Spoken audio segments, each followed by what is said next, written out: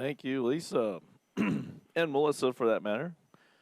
Um, it's too bad we don't have any talent in NorthStar. So it's amazing how people can sing and everything in NorthStar. So it's so good to have us have that part with us here on Sundays. So we're talking about hypersensitivity day, which is another discussion about addictive thinking that we've been focused on.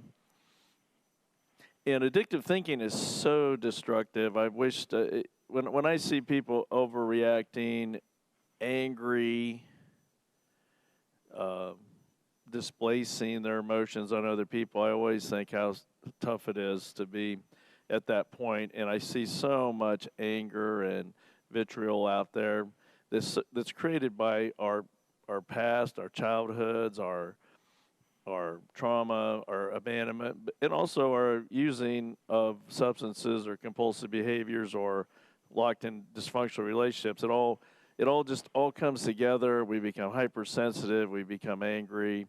We act out. We do lots of things that harms us. We harm others. And so that's what we're going to talk about today. It's another one of those wonderful, fun subjects, right? So real fast about NorthStar Community. We are here in Mechanicsville, Virginia. If you're local, we'd love to have you come join us on Fridays at 6:30, Wednesdays at 6:30, and Sundays 9:30, and of course now at 11:15. So the point is that with NorthStar, we understand the journeys so many of you are on. We get it when you relapse. We know when you act out, when you're mad and angry and sad and all those things. Because most of us have experienced it in some way. So you're going to be accepted and loved if you're to come. Also, of course, any of you that are online that aren't in the area, thank you for joining us. And hopefully this is helping you to become aware of how to become knowledgeable about what's going on with you so you can actually do something about it. It's hard to do anything about stuff when we don't really know we're doing it. But as we know, most of us, it seems like in addictive thinking and addictive behaviors, we kind of make messes of our lives, and sometimes we're the last ones to see our part in that. And so hopefully this will help us get there a little bit sooner. So hypersensitivity, again, a lot of what I'm using here is from Dr. Tversky's book, Addictive Thinking, which I do recommend to everybody. So we've talked about addictive thinking in the past. What it really means, it's a lot of it's about self-deception. The old joke about when do you know an addict's lying, when his lips are moving. But really what I think is more important to understand about that, and yes, we do lie when we're when we're acting out addictively, but really what I see is for most time it's us that we lie to the most, and that's who we harm the most. So certainly we have distorted concepts of time. We haven't done something for 3 days, so obviously we're not addicted. I can quit anytime I want, that kind of stuff. Distorted thinking. We actually believe some of the stuff that we see actually makes sense to us, where everybody else is like, what are you? Yeah. So anyway, we confuse cause and effects. A lot of times we're the problem, but we tell everybody that everyone else is the problem. And, of course, denial, rationalization, projection, where we just throw our anger on other people. And it kind of fits with today a little bit. So I thought it'd be kind of fun to go back in the Bible real fast and look at an example of someone who overreacted, and that would be our wonderful role model, David. And I always tell people, David was as good as he was bad. Or maybe I should say he was as bad as he was good. He created so many problems, destroyed so many lives, but yet always came back to God, and obviously God deeply loved him. And so much of the Bible's Old Testament's about David or about his writings. And so this is a good story about how when we become addicted or our addictive thinking causes problems. So David is out with his army and families, and they've been kind of out here in the periphery, kind of keeping away from Saul, who's chasing them down. But they're things have kind of stabilized, but they're still have to have their camps and their guards and all that. Well, Nabal was this very rich man who was that obnoxious, just selfish. I'm sure he's gotten wealthy on the backs of others. And so David's protected Nabal. They haven't went and got all of his sheep and ate him. They haven't just gone in and taken him. They've kind of protected him, been on the edge, kind of protecting him, right? And so David finally says, you know what? I'm going to send some guys from my army over to Nabal, and they're going to ask him in a very nice way, can we have some of your stock for us to feed our family? So nothing like we're coming to get us, hey, we appreciate you. We value you and your success, and we would just like some of it, right? So David's young men went and delivered his message word for word to Nabal. Nabal tore into them. Some Bibles have it as Nabal the fool, by the way. So Nabal says, who is this David? Who's this son of Jesse? The country is full of runaway servants these days. Do you think I'm going to take good bread and wine and meat freshly butchered from my sheep shears and give it to men I've never laid eyes on? Who knows where they've come from? So David's men, they get out of there, and they went back and told David what he said, word for word. So David, in his very calm, non-addictive thinking, said, strap on your swords. They all strapped on their swords, David and his men, and set out. Just 400 of them. Just 400. We're going to go get Nabal. Just 400. So no overreaction here at all on David's part, right? Oh, he left 200 back to stay at the camp. So he's sending 400 people to take care of Nabal, and I suppose everyone, unfortunately, is there with him. So I think we can say that David was probably in his addictive thinking. And he probably didn't handle conflict very well. And I think we could probably say that he was hypersensitive. Somebody said something bad about him, and he didn't like it. And so he's going to send 400 men, soldiers, to go wipe out Nabal. So Abigail, Nabal's husband, gets wind of this, and so she goes, I'm going to intervene here. So she gets on her donkey, and she gets on her donkey to go meet David, right? So as she was riding her donkey, descending into a ravine, David and his men were descending from the other end, so they met there on the road. David had just said, now this is David again in his very non-addictive thinking, that sure was a waste, guarding everything this man had out in the wilds, that nothing he had was lost, and now he rewards me with insults. A real slap in the face. May God do his worst to me if Nabal and every cur in his misbegotten brood aren't dead meat by morning. Again, Nabal insulted poor little David, and he's got 400 soldiers going to go take him out.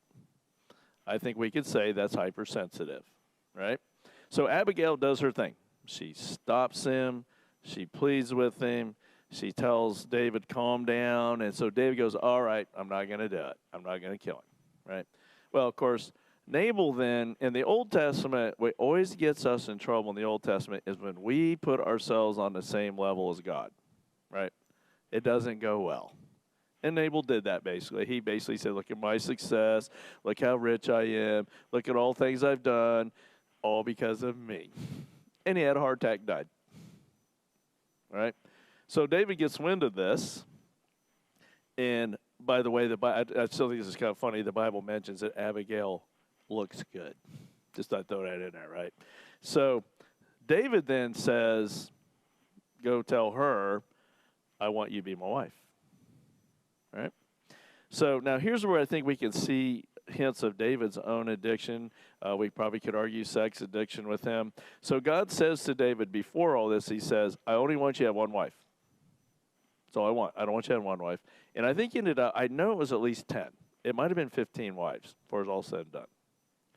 So it's just an example of how David's hints to us about him being addicted to. He was unable to not just bring on one woman after another. He got rid of some to get some and all this stuff. And it was really not good. And God said to him, one wife, David. And, of course, David said, okay, that's what I'll do, right? And so you can see how his overreaction to an insult, I'm sure worse things have been said about him, but he was on the run. He was feeling vulnerable. Saul, who he loved, was attacking him. We can go on and on. But the fact is David had some addiction issues, in my view.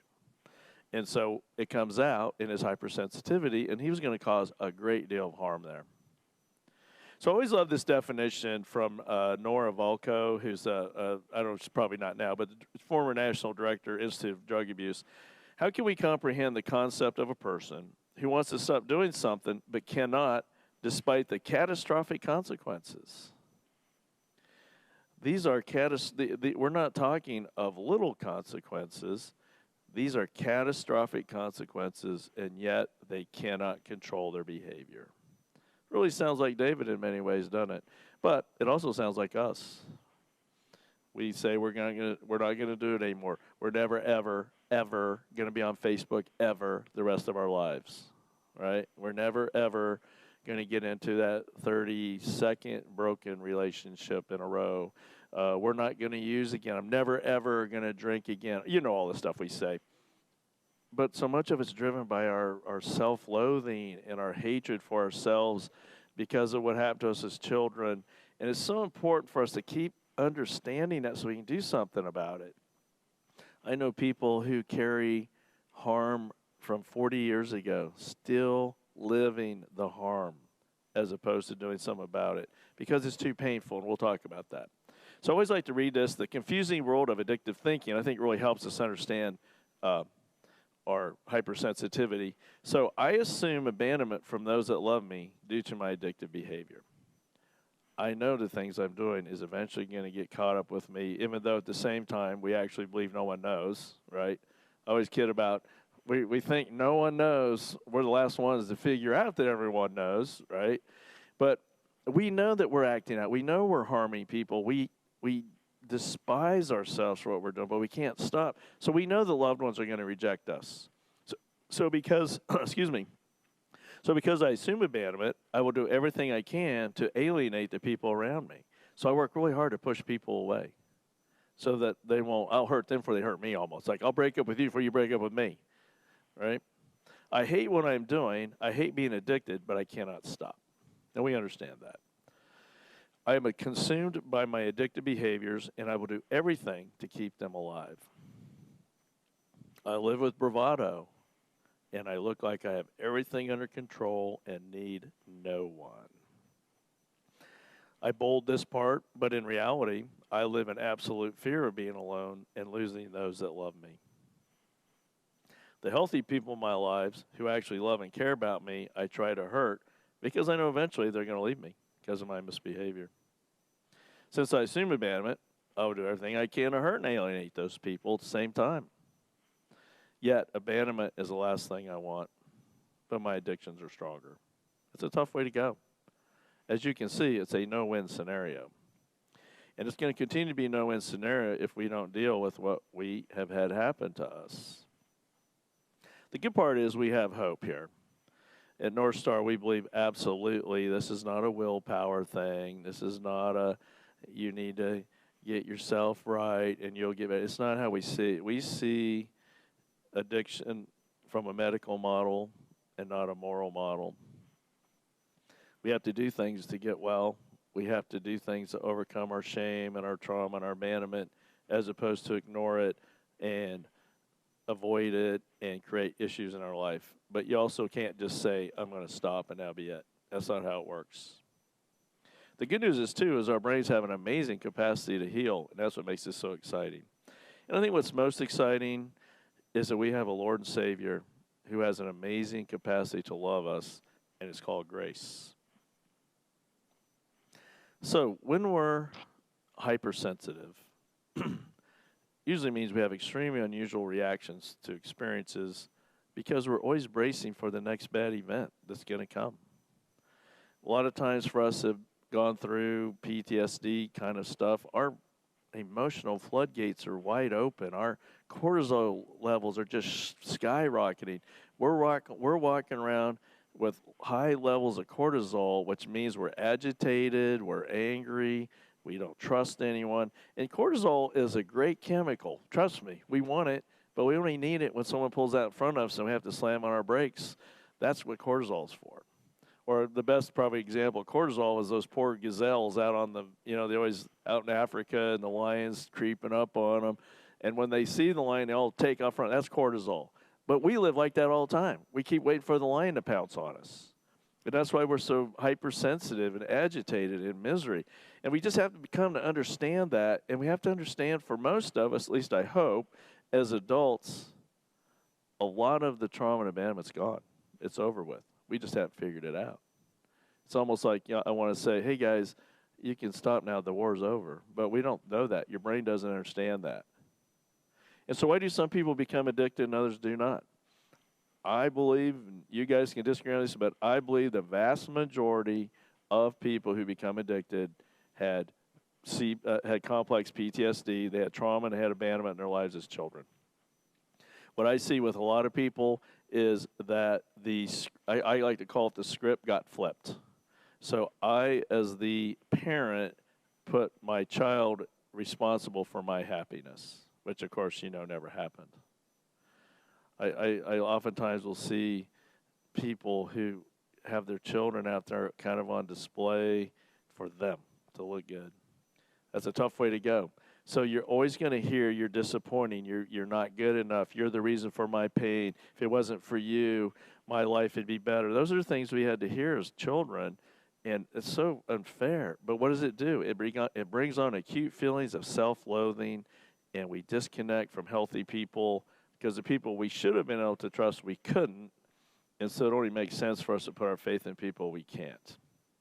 And so addiction really, because of our acute feelings of self-loathing and we're hypersensitive and we're in pain and misery, what are we going to do? We're going to find things to help us seek comfort.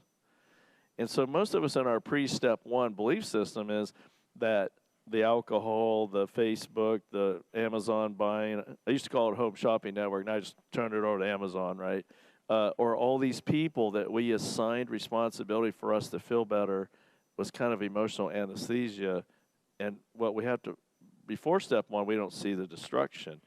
It's a huge step when you start to understand, you know what, all this stuff I'm doing to keep this pain down actually is causing me more problems. That's a hard moment, when we have to say my life's unmanageable and I'm powerless. That's a tough place to be. And think about if you have to give up all this stuff you've been doing to get through some of this, that's a pretty hard road right there. And so I understand why people don't do it. I understand why it's hard for us to not relapse, because our past creates a lot of sunburn. So emotional sunburn is probably a good way to describe this. So think about I always think about those cool April mornings. You go to the beach, the wind's blowing, you're chilly, you got goosebumps. You go, I'm going to take my shirt off here, it's chilly, I'll be fine. And 3 hours later, you suddenly come to realize you are now deeply sunburned. So the last thing you want is someone to come behind and go, hey, how you doing, right? You're going to overreact. You're going to be uncomfortable at best, but you're going to overreact strongly. Well, that's kind of an analogy for us with emotional sunburn, except for one big reason that makes it more difficult. We're not really, with physical sunburn, we understand why we're reacting. Emotional sunburn, if we haven't been working on this a little bit, we don't even know we're doing it, or we don't understand why we're doing it. So for us, because we grew up with abandonment and trauma, the people we should have been able to trust, the people we should have been able to look to for protection and peace and love, are the ones that tormented us and harmed us. And so for us, for many of us, rejection or abandonment as adults is like devastating to us. It reinforces our belief about how bad off we are, how our self-loathing is, and how much it just reminds us of how awful we are. I've known people that I talk to that are so broken by loneliness that they'll do about anything to not be alone and create lots and lots of more issues. But I understand it, because it's intolerable for us to be rejected by anything. So with our hypersensitivity, we may become provoking or worse, abusive to people we love. We may become clingy, graspy, and possessive. We may become fanatically jealous, or we may withdraw. None of those work. None of those are what we want. But the biggest thing for us is we have to understand the skewed definition of ourselves. We see our eyes we see ourselves through the eyes of failed relationships. We experience the trauma, but we blame ourselves for it. We hear the voices of teachers, coaches, whoever, telling you how you're a failure. It's hard for us to trust anybody after all that. So what we do is we internalize all of our mistakes, our flaws, all those things. And at best, we externalize our successes or our strengths. So it's hard to get past this one. And yeah, genetics do cause some of this here, but this is about us trying to find emotional anesthesia for us to get by. Not to feel good in many cases, but just to feel maybe at least a little bit normal. Many of us at NorthStar will tell us how we never felt like we felt it. We were part of anything. We never felt like we were part of a group. We always felt like we were the outsiders. There was something kind of wrong with us and all that kind of stuff. And we just anticipate rejection. We anticipate torment. We just don't have anything but for us just to get by.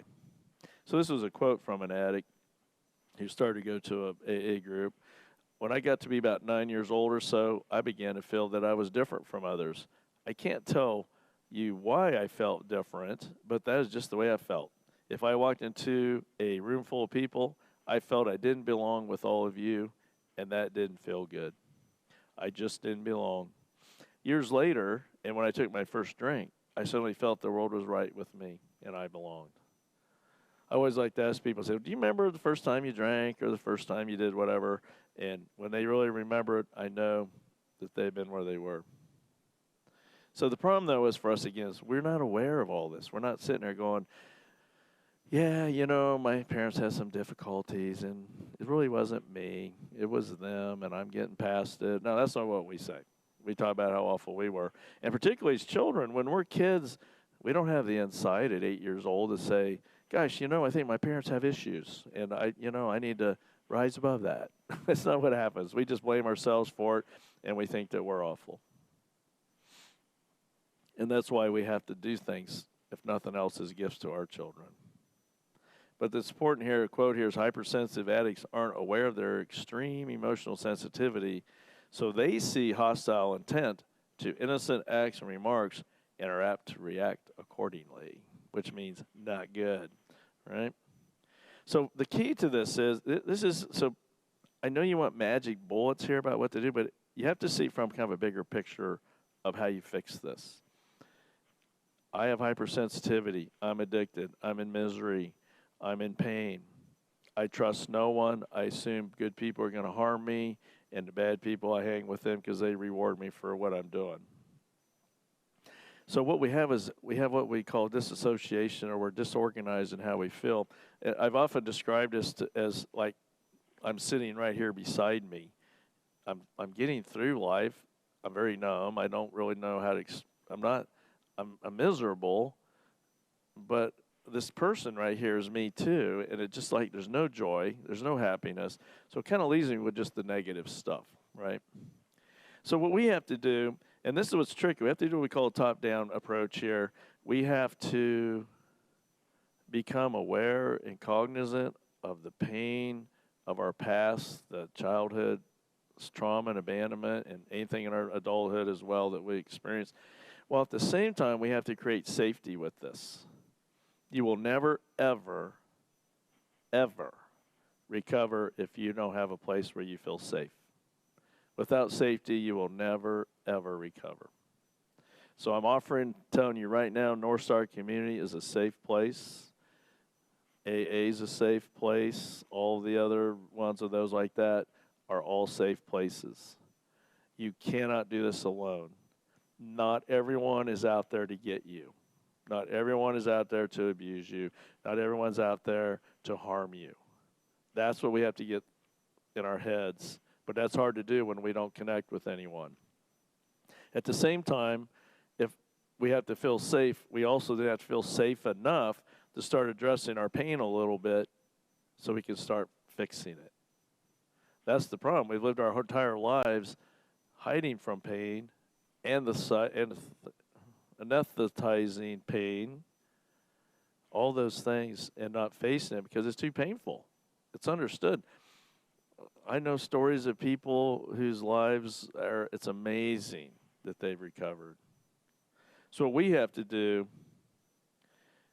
we have to figure out ways to build some safe connections and then fill and start to face the pain. I wish there was some easier way here. I wish I could give you a 1, 2, 3, 4, 5 and do it, but I'm actually giving you the antidote. You have to create safe, healthy connections with counselors, pastors, groups, all that. I would tell you both. Actually, I would tell you find a counselor and do groups so that you can create safety and not see yourself as so awful. And then once you get there, then you can start addressing your pain. So I'm going to finish with this quote. As emotionally somber people, we are difficult to deal with, but if we can rise above our own hurts and remember God's love for us, we may just be able to respond more effectively and less personally to those close to us who are suffering in their addictive thinking. So if you're family members, sometimes you just got to get through it and realize it's really not about you. We must find safe and supportive groups and our counselors that get us moving in the right direction. So I think we all, this is no secret, when we're in our addictive behavior and addictive thinking, we are struggling, we are suffering, and we're making people around us suffer as well. But if we can all step back and understand why we're doing it, that's a way to keep us from facing pain, then we can recover. So we're going to close with the prayer of serenity, which we always do. Again, if you ever want to get a hold of me, you can email me at csimpson@wgva.church. You can call me at 804-746-5081. I'd love to hear from you. So we always close with a prayer of serenity. If we all could just do this prayer, life would be so good. But we get ourselves in the way. But just for a moment, for us that are really feeling that agitation and depression and anger, that hypersensitivity, just for a moment, listen to this prayer. It's so powerful. So let us pray. God, grant me the serenity to accept the things I cannot change, courage to change the things I can, and the wisdom to know the difference. Living one day at a time, enjoying one moment at a time, accepting hardships as a pathway to peace, taking, as Jesus did, the sinful world as it is, not as I would have it. Trusting that Jesus will make all things right if I surrender to his will, that I may be reasonably happy in this life and supremely happy with him forever in the next. Amen. Give it a try. You don't have to be perfect, and you're not so bad. Thanks for joining.